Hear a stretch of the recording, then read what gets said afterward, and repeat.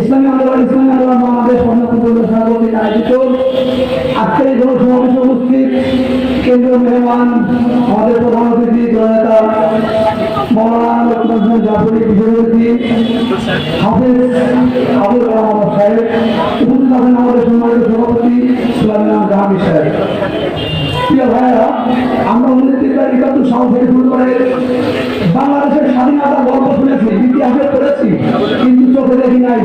24 সালে সেই মুক্তিযুদ্ধের সমাপ্তি ঘটেছে ছাত্র বিপ্লবের মাধ্যমে। আমাদের সেই বিপ্লব, সেই অধিকার আমাদের রক্ষা করতে হবে। সেই জন্য আমাদের রাত দিন সময় কাজ করতে হবে। আমাদের বসে থাকার সময় নাই। সুতরাং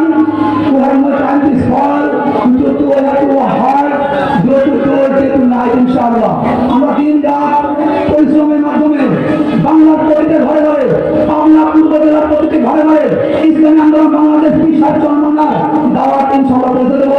এই আহ্বান দেখে আমার বক্তব্য শেষ করছি। আসসালামু আলাইকুম ওয়া রাহমাতুল্লাহ।